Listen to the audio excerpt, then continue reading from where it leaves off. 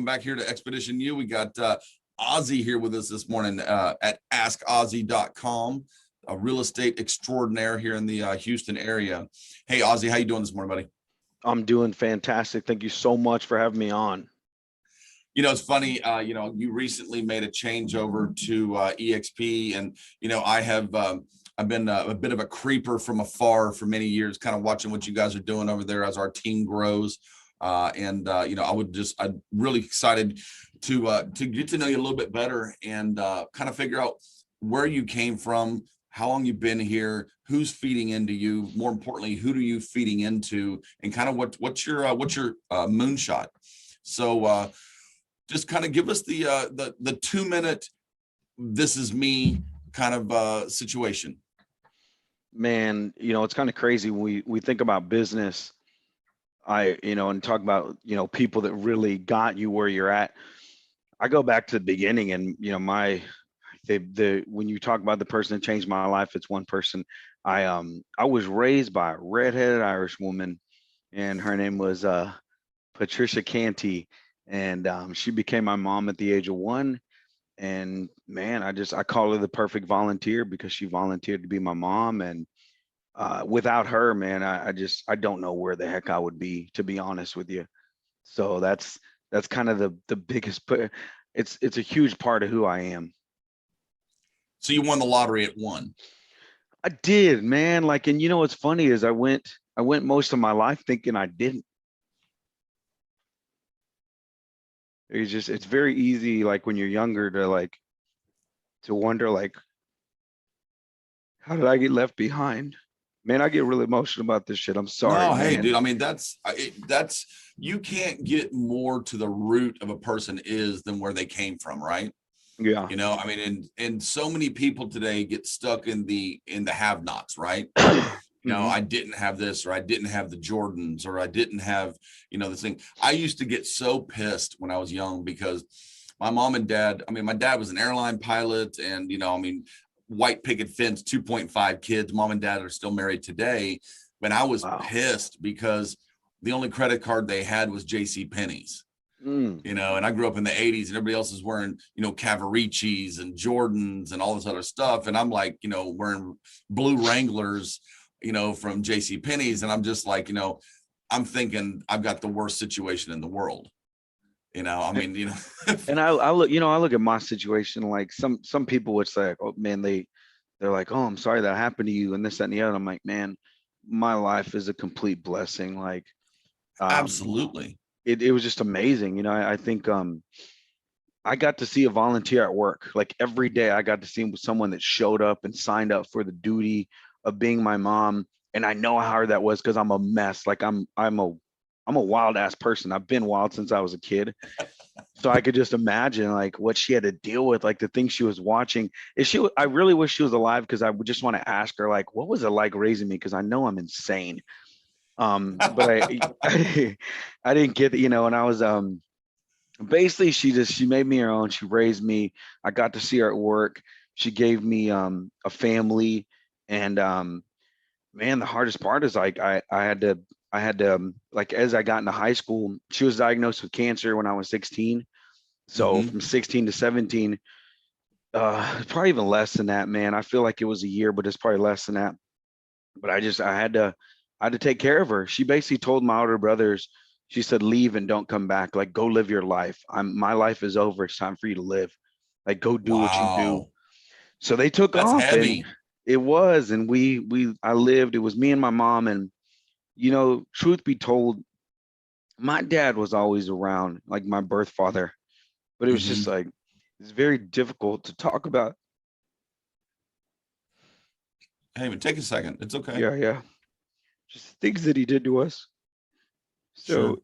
I often tell people I was adopted, but it's a lie because she never technically adopted me. And then my dad was always there, but just the ins and outs of his relationship with us was just really tough.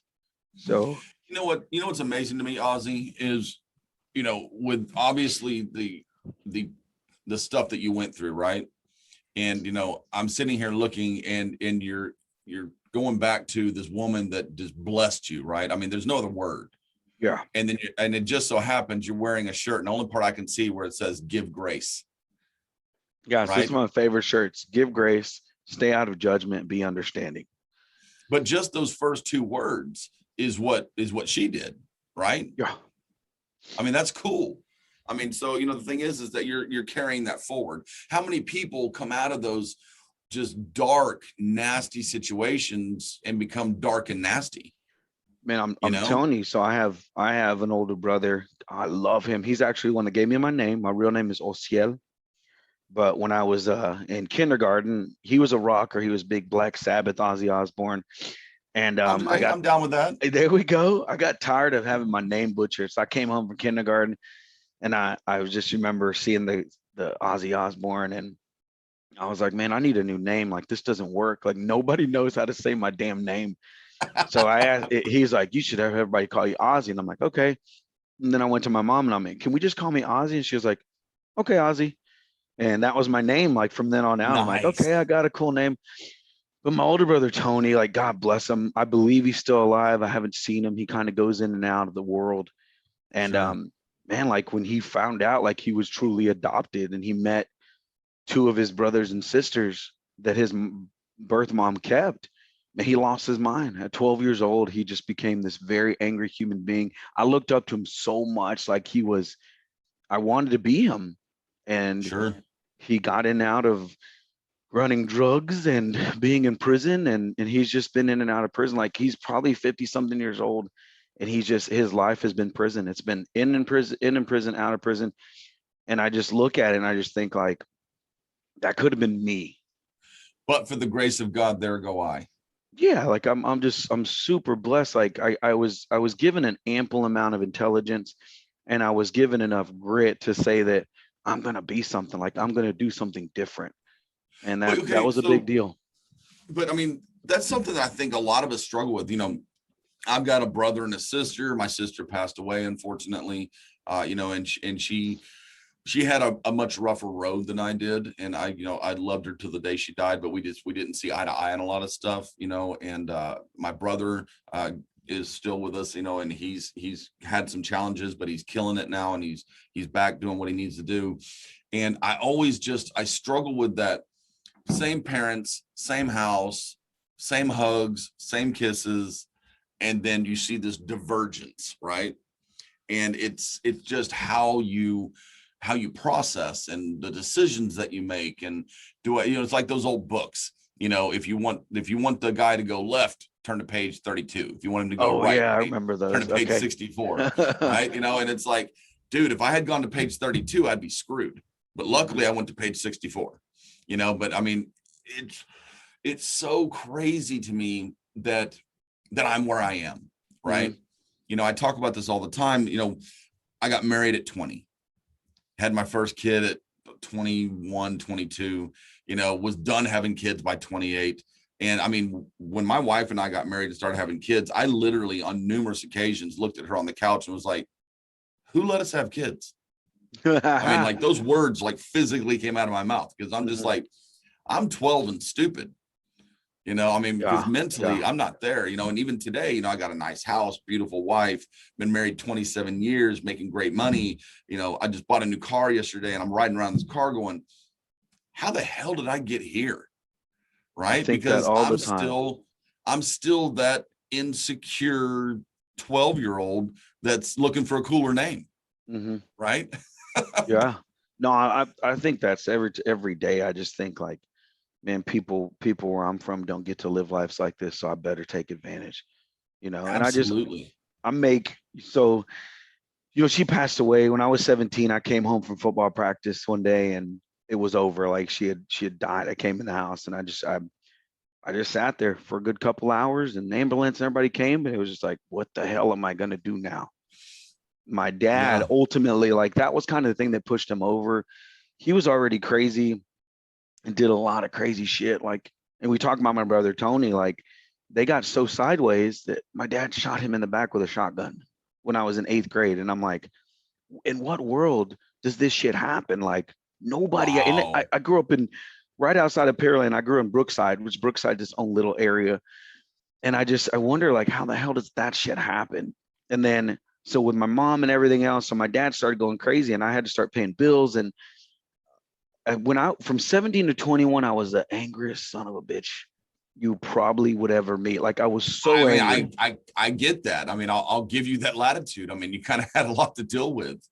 And but I felt bad because my anger was real self-destructive. Like I drank and I fought, and I drank and I fought. And it was like, I see somebody misbehaving, I'm like, hey, don't do that. And I interjected myself in a lot of situations, and I went to jail a lot because of it. And I but for spent a little me, bit of time in an orange jumpsuit. yeah, it's kind of crazy. When I look at, my brother Tony, man, I love him with all my heart. And I pray that I see him again and he's healthy and he's whole next time I see him. I don't know if I ever will see him again, but it's just learning to love, those that, like, yeah, we did grow up in the same household. And a lot of people would say, oh, write him off. He's a screw up and all these things. Like, but for me, I'm like, I just love him. I love him so much and I miss him so much. I want him to be the person he was when I was 7, Yeah. and that's never going to happen. I get that. But he's probably one of the people that taught me about grace the most, because there was so many times when I was angry with him, and I just realized, like, man, there's nothing you can do to change him, but you can love him. And I think that may have been one of the things that kind of pushed him away, because him and my dad got so sideways that I felt like my dad stopped loving him, and that was a painful thing to watch for me. And Yeah. it was one thing to be with a crazy father, but it was another thing to be with a crazy father that didn't care for you and have to live in that house. So I can imagine what my brother was going through. Nonetheless, like, I'm blessed. I'm blessed for my opportunities. I'm blessed to be here. Um, for me, I just take it back to my mom. Geez, man, like, geez, the stuff she put up with for me was just absolutely phenomenal. And my biggest So thing is grit. Go ahead, go ahead. no, I mean, that's a huge comeuppance story, right? So what was the linchpin, right? I mean, because you're killing it. I mean, throw us some numbers. Take 30 seconds and brag. All right. Unashamedly, just brag. I mean, tell me about y'all's business and what you're doing. And then let's kind of figure out, how the hell did you go from 21 years old beating people up to now? So another amazing woman met me when I was 21. This better be your wife. It's my wife. And she basically, honestly, I got arrested on our first date. And the Nice. fact that we're still together, but she basically laid down the law and said, like, I can't be with you if you're going to keep on going to jail. And she was a hard to get girl for me, like, with our relationship. And I'm a smooth talker, and it hadn't been that way for a long time growing up. And being the bad boy, like, girls want to be around the bad boy. But with my wife, I was like, she's the one. So at 22, we're having a kid, and same thing. I'm like, holy shit, we got to grow up now. Like, and that was it, man. Like, I went to jail like So maybe once or twice more, but it So let wasn't me, the same. I got, just out of curiosity, how long did you date your wife before you got engaged or married? So here, well, this is the way we were together for over a year, or a little over a year. We got pregnant probably around like the 7 or 8 mark, and then right before we had our first daughter, we got married. We got married February 21st. Our daughter was born March 18th of '03. Awesome.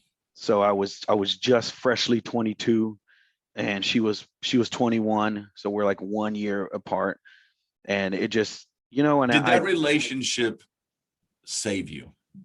it did. Like, what's funny is I had done a lot of running around and being with a lot of girls and stuff like that. And at 22, most people would say, well, I'm not ready to settle down. I looked at my life, I looked at my childhood, I looked at all the things I've been through, and I said, I've lived the life of a 40-year-old man. And I'm happy. I'm happy with, this is the woman I'm going to spend the rest of my life with. And we're still together. We've got Absolutely. 4 amazing kids, and life is ridiculous. And I knew she was the one, because I had, it's like, this is going to sound really weird, but I had tasted enough flavors of girls and stuff like that, that I was like, she's the flavor I need. And Yeah, I didn't believe in God, but I knew there was something out there at that time. sure. And I just said, this is happening for a reason.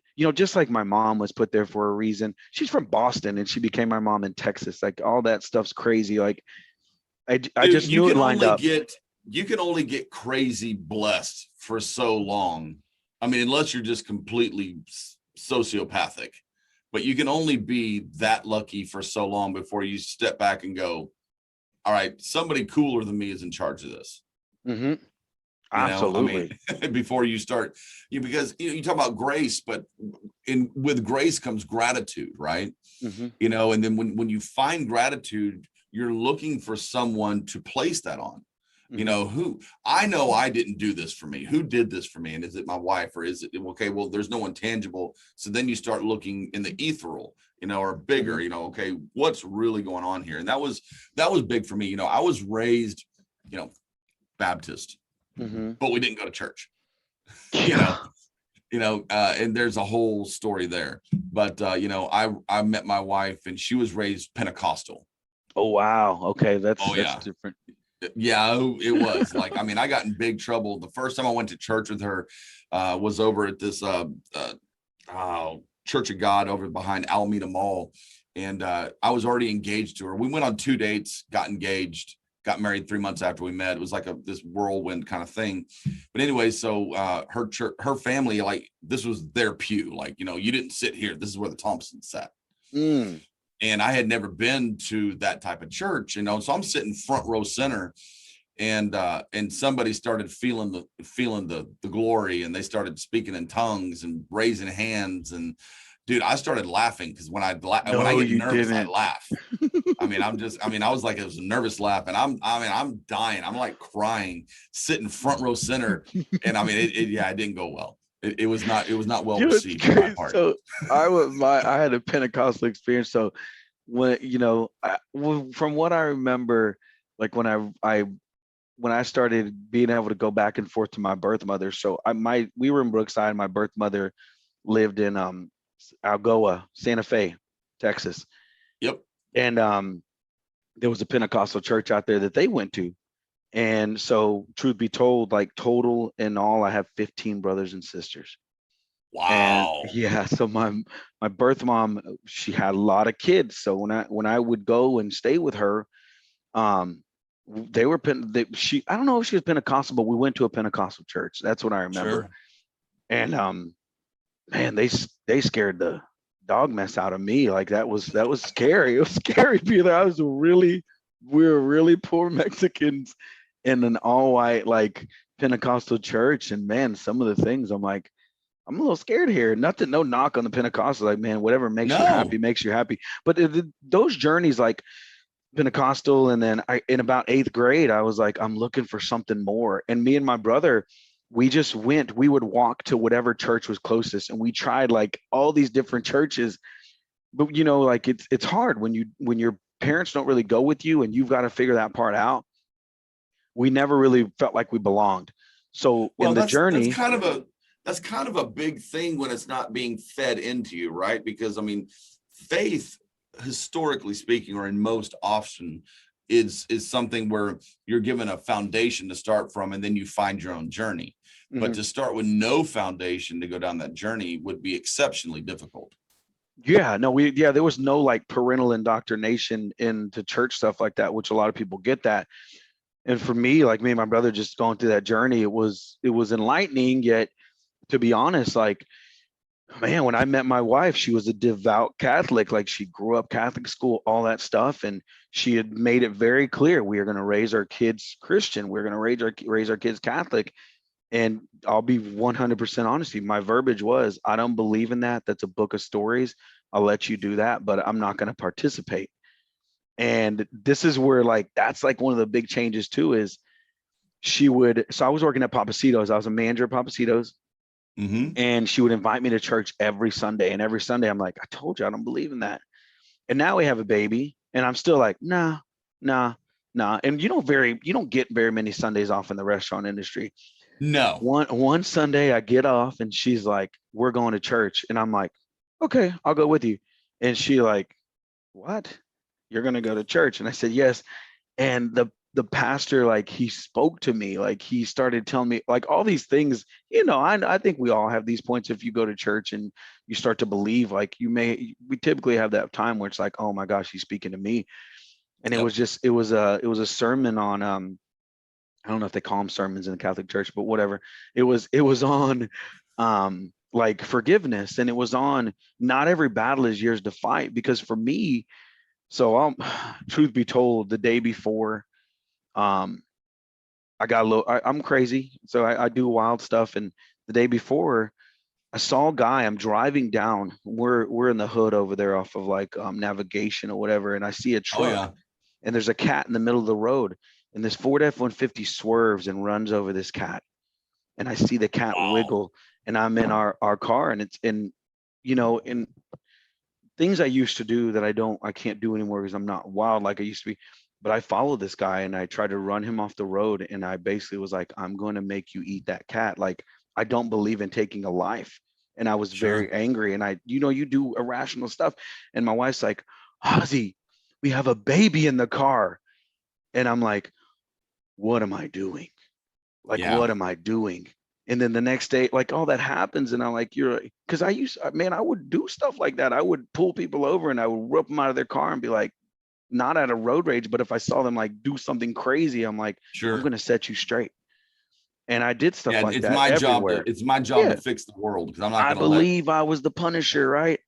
And also, I wasn't afraid of death. I'd seen so much death at that point that I was like, well, if I die, it doesn't matter. It's not like anybody cares about me anyways. And that's the way I lived.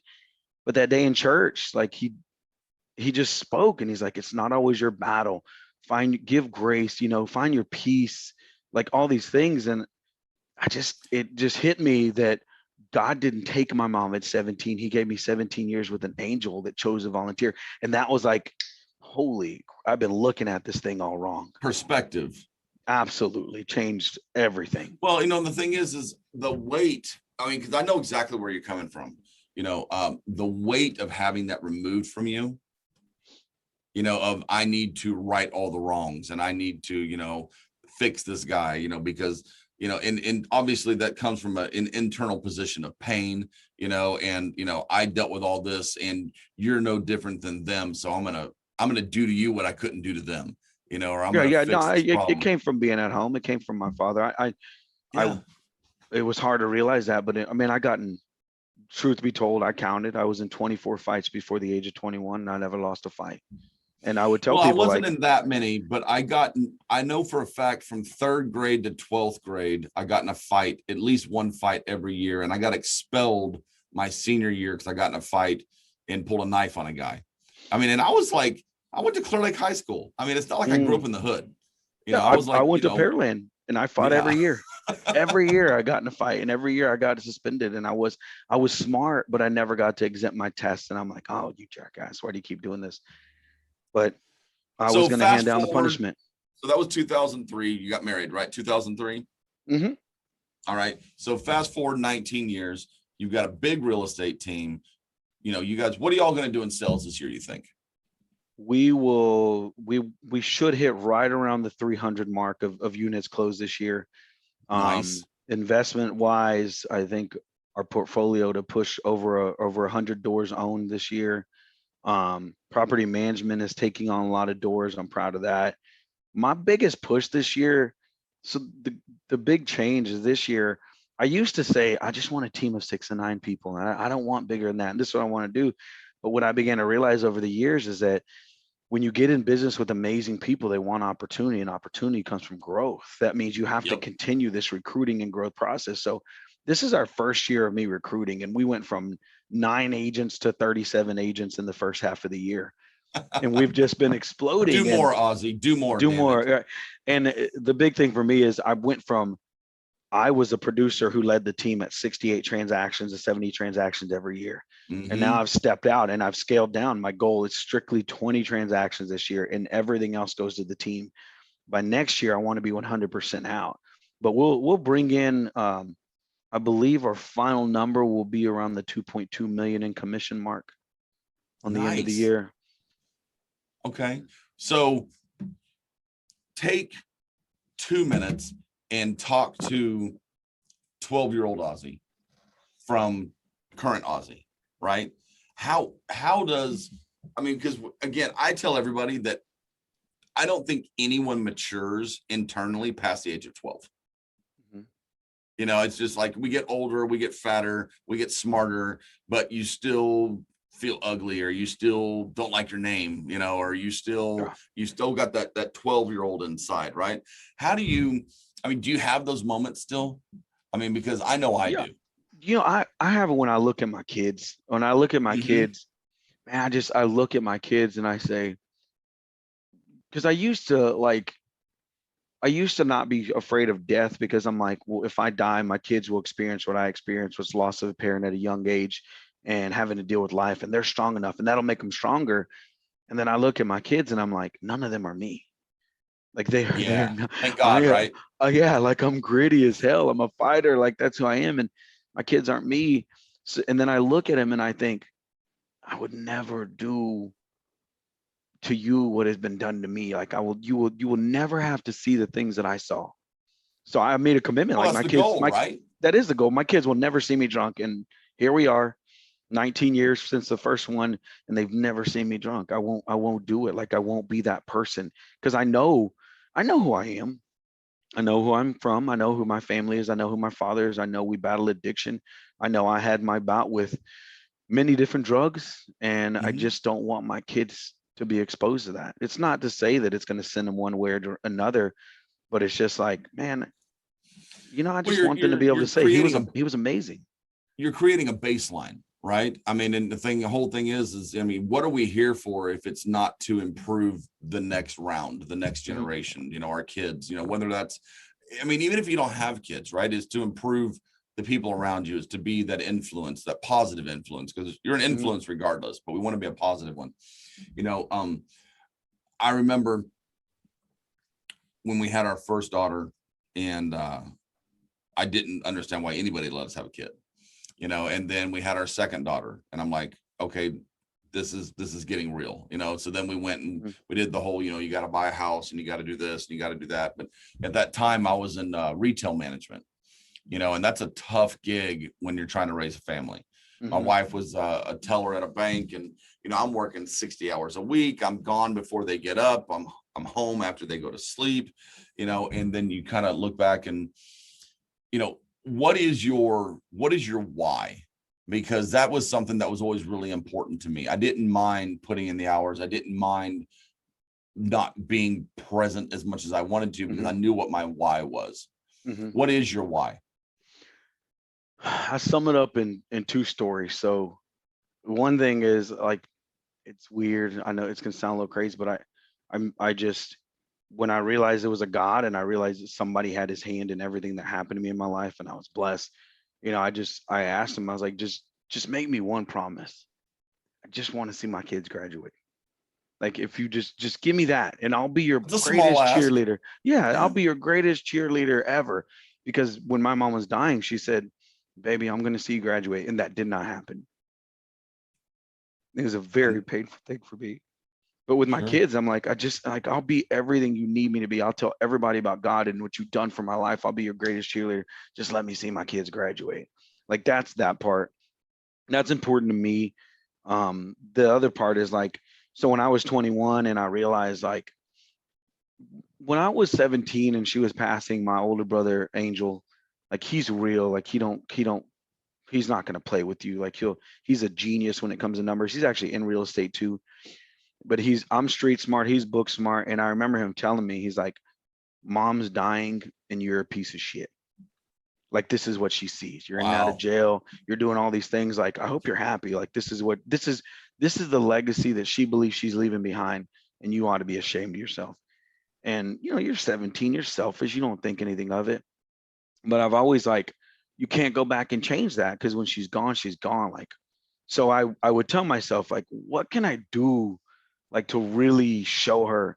And this analogy was like, uh, I was basically like a piece of glitter at the age of 17, 21. I'm a piece of glitter, and some days she could see me from heaven and some days she couldn't. And I asked myself, like, in order to be like more than glitter, in order for her to really see my life in heaven, like, what do I need to do?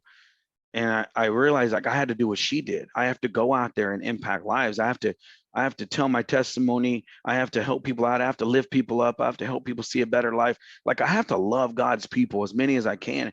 And I believe that if I spread this to the ends of the earth, like, whether you believe it or not, I tell people this: today you are a blessing to me because I share my story with you, and now you shine my light. And one day my light will shine to the ends of the earth, and I will blind my mom from heaven, and she will know that she did a good job. I think that's That's what why we're I going do to what I name do. this. I think that we're going to name this podcast. Don't be glitter, be a floodlight. That's it. Be Right. like That's blind them. cool. I mean, I'm a really, really big, like, I've got to create a picture. I've got to create an analogy. And I haven't heard that one before, but you're right. I mean, because, my wife calls glitter, she refers it to as craft herpes, Yeah. because like when the women start doing stuff and you get that glitter out, it's coming out like 5 days later, you got a piece on your forehead, you Yeah. know. But the thing is, with that glitter, you're right though. I mean, you can only see it if you stand in the right light at the right angle, and you have to be searching for it.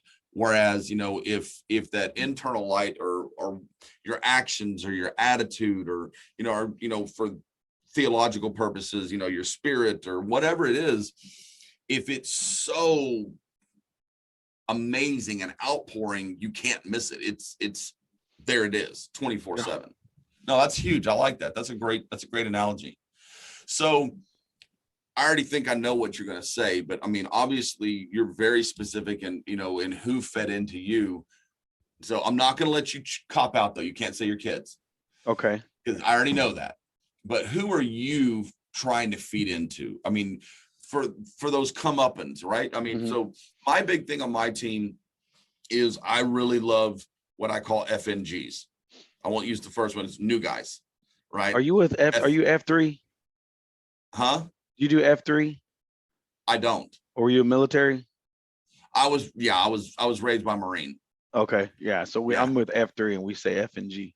Yeah. So you know what an FNG is. Yeah. But Yeah. I want agents that are young, broke, hungry, driving a jalopy, got to Yeah. park down the street before they, go to the showing because they don't want somebody to see their car, Yeah. because there's a loyalty. I mean, first of all, I love building people. Mhm. It's not even about building the business at first. I want to build a person. I want to take them into the best version of what I think they're capable of being, or what beyond what they think they're capable of being. And then hopefully money comes with that, and Mhm. it usually does, because when you become the best version of yourself, people want to do business with you. Mhm. And so that's me. That's kind of, if I was going to pick a legacy, is I want to have 100 different people that when I die go, that was a cool dude, and I wouldn't be where I am if it wasn't for him. Yeah. I mean, obviously I love my kids. I feed into them as much as I can. I love my wife. I try to be a good husband, father. For me, that's like drinking water. I mean, I don't brag on that, because to me, that's just what a man does. Mhm.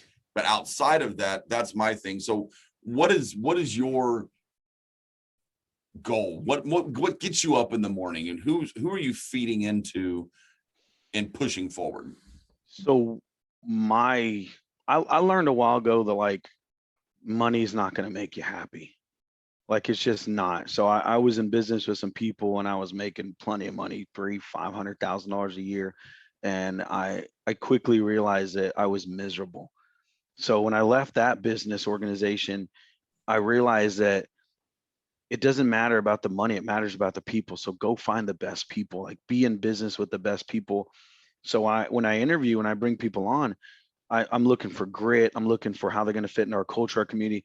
People in our first interview ask about commissions, and I say that really doesn't matter. And they're like, "Yes, it does." And I'm like, "Oh, I got to be honest with you, it doesn't matter, because we could try to make all the money in the world, but if we hate each other, it's no fun." And I know Yep. one thing that I can teach anybody how to make money, but I can't teach you how to have a better heart. So I'm looking for your heart. And what I've done is I've built this culture, this community, this organization that is so built on heart that, like, I love it. Like I love it. Like today, so we do win and learns on Fridays. Friday morning, starting at 8, we do the win and learn. You talk about what you win about today, what you learn about today. And people cry and they say, like, this team has changed my life. The way we do things, the way we talk about things, it's absolutely changed my life. And that's what I love doing. I love helping people connect the mind to the heart. And I love helping people like realize like you're better than your circumstance. You're better than where you've been. And a majority of it is, I have to say a statement like, will you borrow my belief in you until you believe in yourself enough to do it yourself? because people just don't believe in themselves. Like we go through life and like when you're 6, 12, you say 12, when we're 6, 7, 8, like we are curious and we're unspoiled. Like we're the best version of ourselves, and Sure. we want to live the best life, and we believe we can do anything. And slowly at 8, 9, 10, 12, 15, the life begins to kick that shit out of you. People do Yeah, it, it does. verbiage, behavior, your atmosphere, like all these things begin to tell you you're less than worthy. And we start to believe that crap. So in our organization, like we work a lot on understanding, like, my wife says a lot of things. So my wife's getting her doctorate and she's a high school counselor. She's amazing version of a person that Oh, blessed you getting me. psychoanalyzed at home. I am. So she says things and I take them to heart. She says, you can't discipline trauma. And when you help others, you heal yourself. Like these things that are like, it makes what I do Those are therapeutic. both, I mean, just those two are both very, very smart statements. Yeah.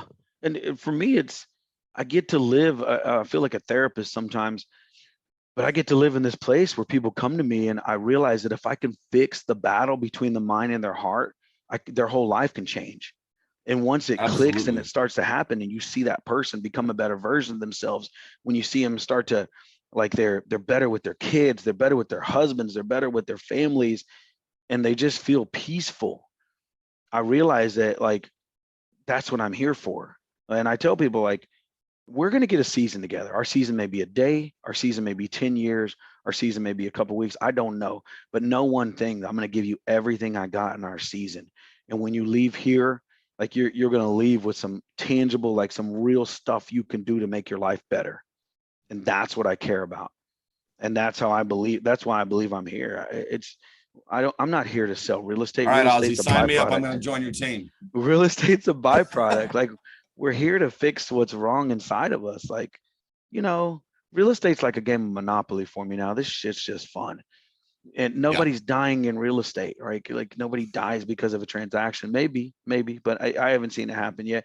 For me, it's understanding like that. Like I laugh like when people take real estate deals like serious and they get crazy and upset. And I'm like, hold on, hold on. This is a man-made problem. And if it's man-made, we can fix it. You Yep. can't fix cancer and you like all these things like those death, that's serious stuff. We got to talk about that. But in real estate, I'm like, man, come on, man, get over it. We'll You're move like, through bro, this. this We'll is be a better. 322 and friends with. There's like 9,000 of them. That's it. Like we're nobody's dying. Like let's focus on the real shit that's happening at home. And that's what I love doing. Like and if any organization can get past, like I've been with other real estate companies and I love them, man. I'll never talk bad about anybody I've ever been with. I've learned something from everyone. Sure. But a lot of real estate companies are they're very shallow, like they're very surface level. You never really get to know people because we're always like rah rah, everything's great, record breaking year. Mm-hmm. Truth be told is below the surface, we are all struggling. And when we Well, of can like course you be, are. yeah, when we can be vulnerable, when we can be courageous and we can talk about that type of thing. And I tell people, like, one of my favorite sayings, I learned this in high school football. Coach Michael Reinhardt, greatest linebacker coach ever. He said nobody gets help on a secret. And it was about football, right? It's about, pass, pass, pass, run, run, run, all block, all those things.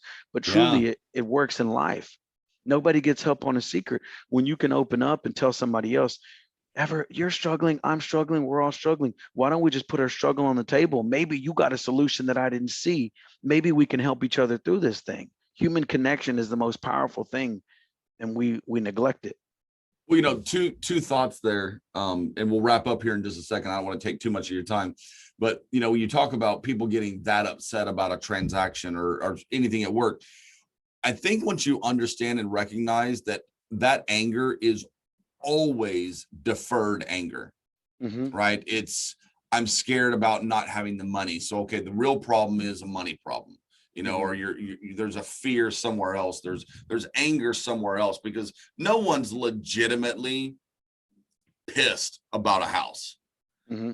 It's deferred anger or fear or something else somewhere else that's being put, and this is the vehicle that I'm gonna get this out through, right? And Absolutely. then the other one would, nobody gets help on a secret. My dad always told me, he's like, no matter how bad you have it, Jason, if you go into a room with 10 people and everybody puts their problems in the center of the room, you're going to ask for yours back.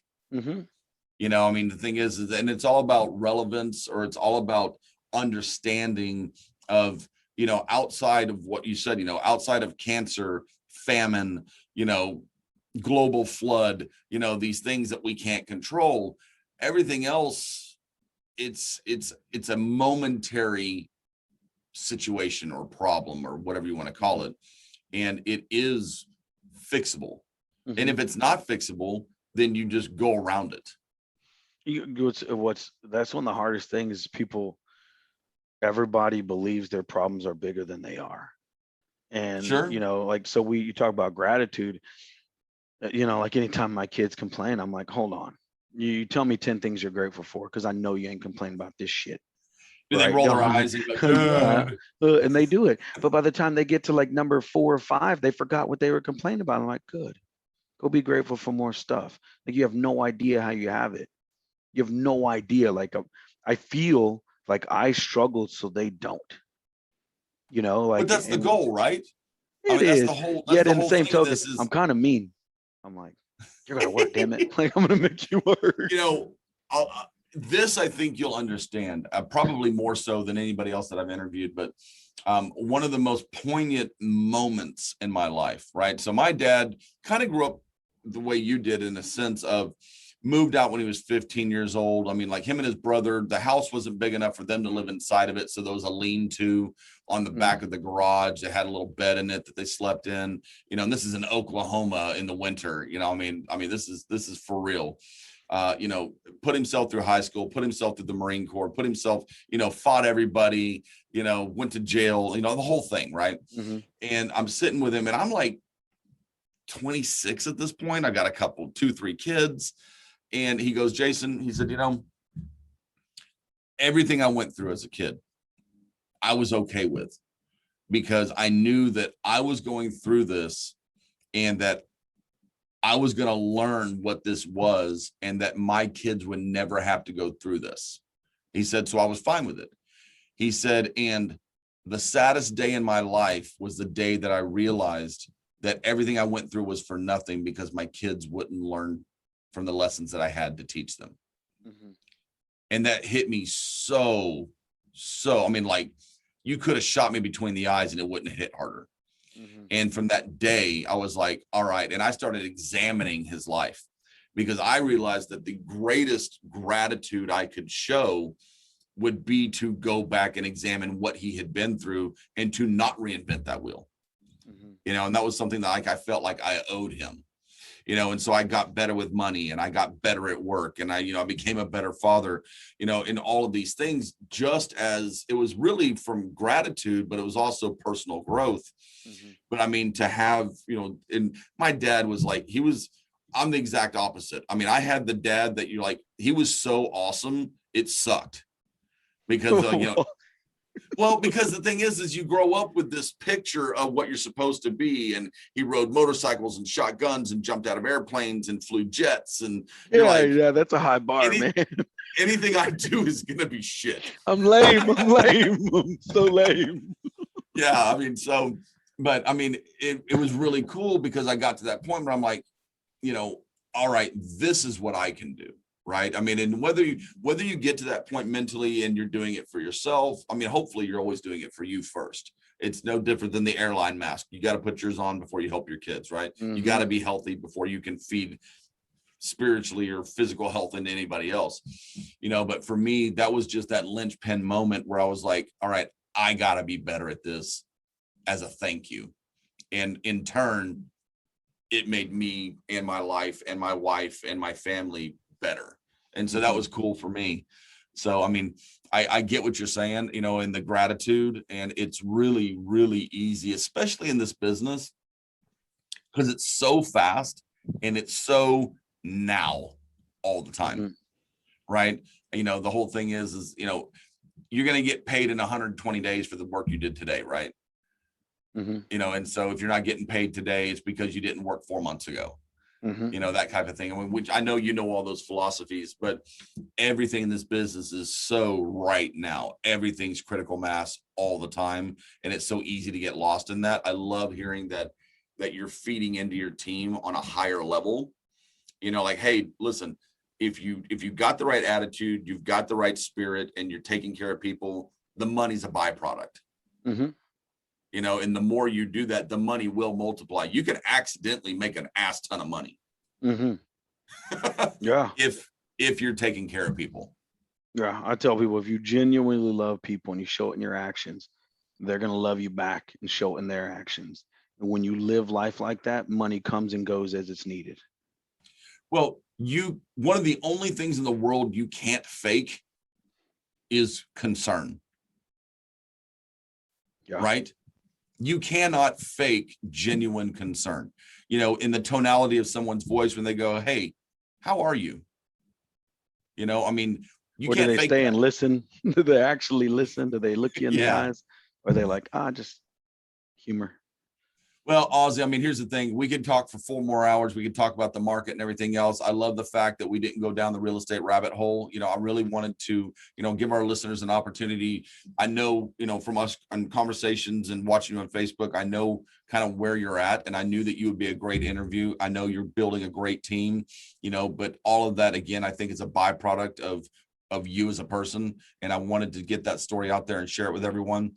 You know, like I said, when we got started here at Expedition U, what we really want to focus on, you know, we can put 1,000 different business builders on here and talk about money and stats, and we do that sometimes, but really what we want to get into is the nuts and bolts of who are you, where'd you come from, who got you here, and who are you taking along with you. And I think you've done that extremely well. So I really appreciate you being with us today. No, man, thank you so much for having me on. I appreciate it. And you are a blessing to me today. And I thank you so much. Your producer, too. Thank you so much, man. Get your hand in there, PJ. Thank you so much for Hey, sharing your story, Ozzy. absolutely, guys. Y'all have an amazing day. Stay blessed. You have anything, just holler at me. All right, we'll do. Have a great day, Ozzy. Take it easy, guys. All right, bye-bye. Cool.